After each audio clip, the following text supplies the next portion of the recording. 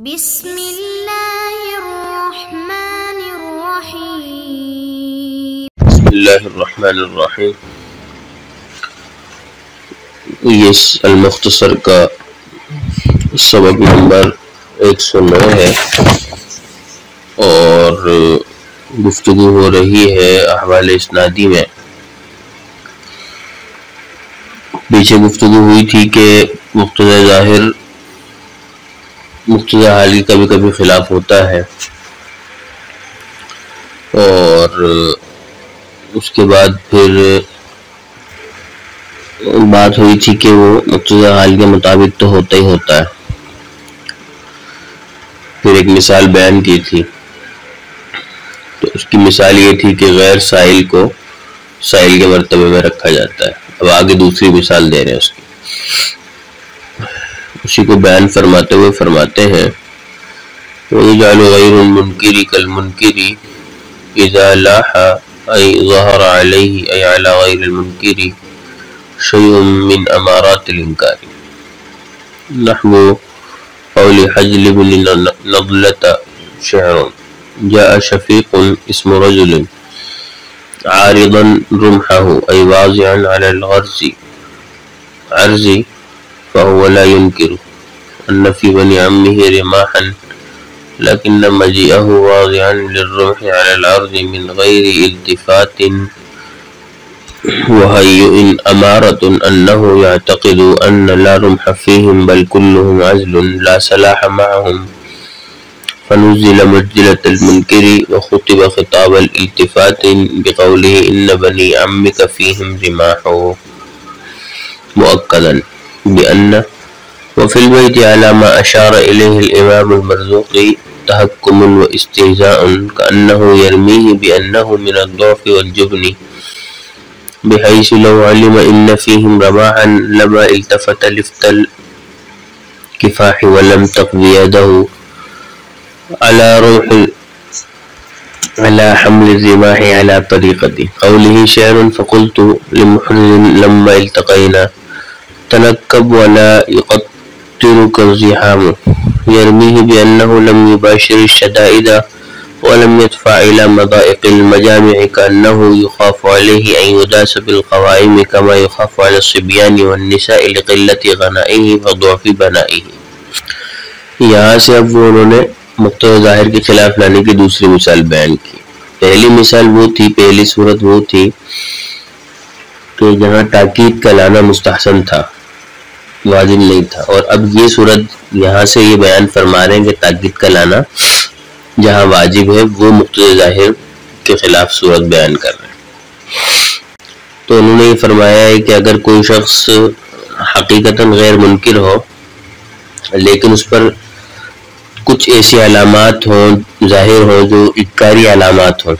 یہ بتا رہی ہوں کہ یہ منکر ہے گویا کہ، حالانکہ وہ منکر نہیں ہے حقیقت میں، لیکن علامات ایسی ہیں کہ وہ اس کے انکار پہ دلالت کرتی ہیں، تو ایسے غیر منکر کو منکر کے مرتبے میں اتار لیا جاتا ہے، پھر اس کے سامنے ایسا کلام پیش کیا جاتا ہے جیسا منکر کے سامنے پیش کیا جاتا ہے، یعنی موقت کلام۔ اب یہاں دیکھنے والی بات یہ ہے کہ جب یہ شخص حقیقتاً غیر منکر ہے تو اس بات کا تقاضا تھا کہ بھئی غیر موقت کلام پیش کیا جائے، لیکن جب علامت انکار ظاہر ہوئی تو اس کی وجہ سے اس کو منکر کے درجے میں اتار لیا گیا اور اس کے سامنے کلام موقت پیش کرنا واجب ہو گیا۔ اور یہ واضح بات ہے کہ کلام مؤکد جو ہے وہ مقتضی ظاہر کے خلاف ہے، اس لیے کہ وہ حقیقتاً تو غیر منکر تھا، لیکن چونکہ علامات انکار تھی تو اب یہاں پر اس کو انکار کے مرتبے میں اتار کے مؤکد کلام کیا گیا۔ اس کی مثال جو ہے وہ حجل بن نضلہ کا شعر ہے کہ جاء شفیق عارضا رمحہ ان بنی عمک فیہم رماح۔ شفیق آدمی کا نام ہے، ارزن کا مطلب یہ ہے کہ نیزہ رکھنا،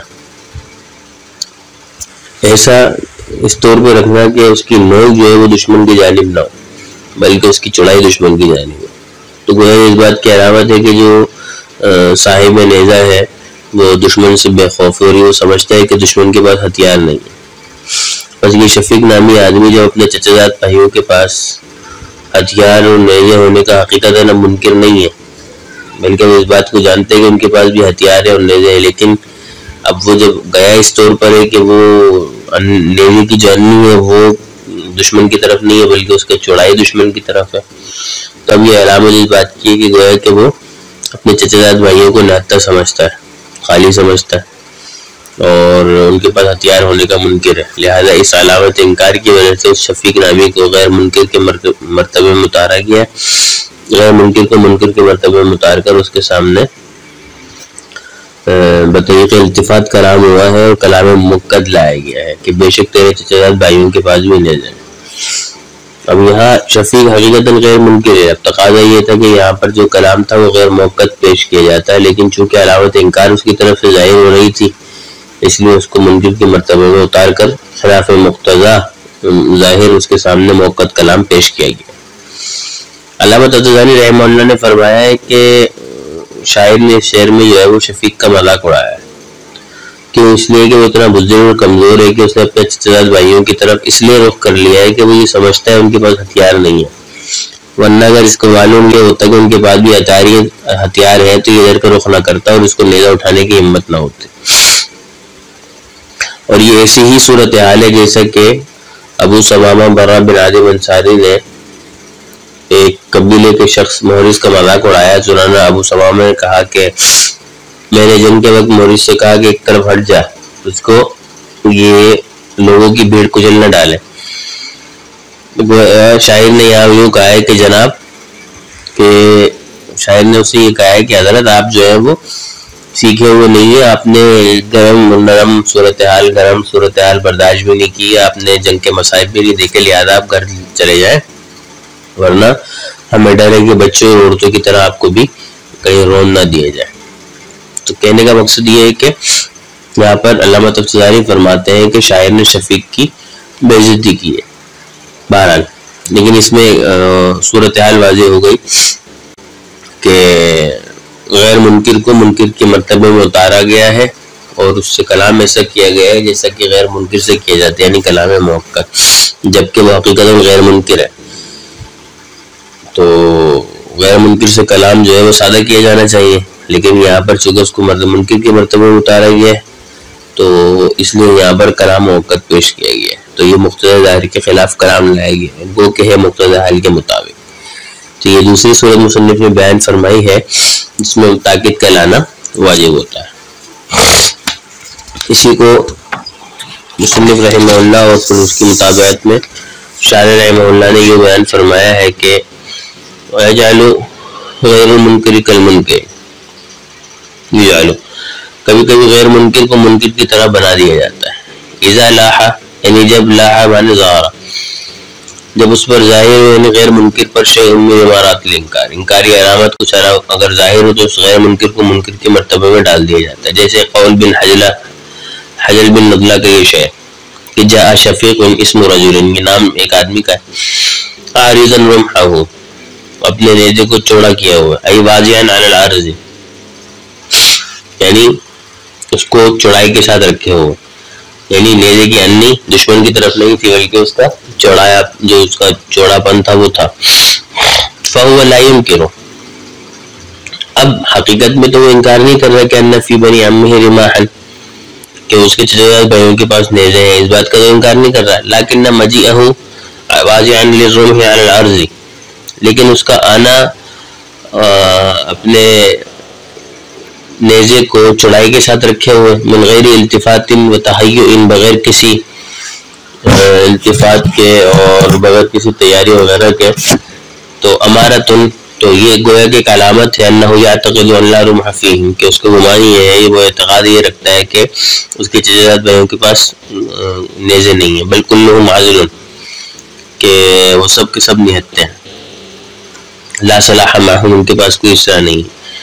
تو اب وہ حقیقت میں تو ممکن نہیں تھا، لیکن اس کی یہ آنے کی جو طریقہ تھا تو وہ گویا کہ انکاری تھا۔ فنزل منزلۃ المنکر، تو اس غیر منکر کو منکر کے منزلے میں نازل کیا گیا، یعنی اتارا گیا۔ وخوطب خطاب التفات، اور اس سے التفات طرز پر کلام کیا گیا، بقولی یوں کہ ان بنی عمک فیہم رماح،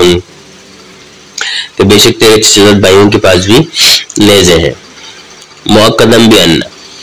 انہ کے ساتھ تاکیدی کلام کیا گیا، تو یہ کلام جو ہے وہ حقیقتاً غیر منکر سے ہو رہا ہے، تو گویا کہ یہ مقتضی ظاہر کے خلاف ہے، لیکن علامت انکار تھی اس لیے اس کو منکر کے مرتبے میں لایا گیا اور کلام موقت کیا گیا۔ وفی البیت تھی، اور شعر میں امام مرزوقی کے اشارے کے مطابق اصل میں تحکم و استہزاء، مذاق ہے اور ٹھٹا ہے، کأنہ یرمیہ، گویا کہ شاعر نے اس کو تان مارا ہے، بأنہ من الضعف والجبن، کہ وہ اتنا بزدل اور کمزور ہے کہ بحیث لو علم، کہ اتنا کمزور ہے کہ اگر یہ جان لیتا ہے ان فیہم رماحا، کہ ان میں جو ہے وہ بلی نیچے سے بھائیوں کے پاس نیزے ہیں، تو لم التفت لفت الکفاح، تو وہ کبھی بھی جو ہے وہ ان کے پاس ملتفت نہیں ہوتا لڑائی کی طرف، یعنی لڑائی کی طرف کبھی التفات نہ کرے، ولم تقوی یدہ، اور اس کا ہاتھ جو ہے وہ نیزہ اٹھانے پر بھی قادر نہ ہو، علی طریقت، یعنی کہ نیزہ اٹھانے پر بھی قادر نہ ہو، یہ امام مرزوقی نے اس میں اس شعر کا مطلب بیان کیا، علی طریقت قولہ، یہ شاعر کی اسی قول کے طریقے پر ہے، یعنی جس طرح یہ شعر ہے اسی طرح یہ والا شعر۔ فقلت لمحرز لما التقینا، کہ میں نے مڈ بھیڑ کے وقت، یعنی جب دشمن سے ملاقات ہو رہی تو محرز سے کہا کہ بھئی دور ہو جا، تنکب، دور ہو جا، ولا یقترق الزحام، کہ بھیڑ تجھے کچل نہ دے۔ یرمی، شاعر نے یہاں پر بھی محرز کو جو ہے وہ مورد تان بنایا ہے، بأنہ، اس طور پر کہ لم یباشر الشدائد، کہ اس نے سختیاں تو جھیلی نہیں ہیں، ولم یدفع الی مضائق المجامع، اور مصائب جنگ کی طرف کبھی گیا نہیں ہے، کأنہ یخاف علیہ، تو گویا اس پر اسی طرح خوف ہے، ان یداس بالقوائم، کہ وہ پیروں سے رون نہ دیا جائے، کما یخاف علی الصبیان والنساء، جس طرح بچوں اور عورتوں کو رون دیا جاتا ہے، جس طرح ان کا خوف ہے اس کا بھی خوف ہے، کیونکہ یہ گیا تو ہے نہیں مصائب جنگ اور مصائب شدائد دیکھے نہیں، اس لیے قلت غنائہ وضعف بنائہ،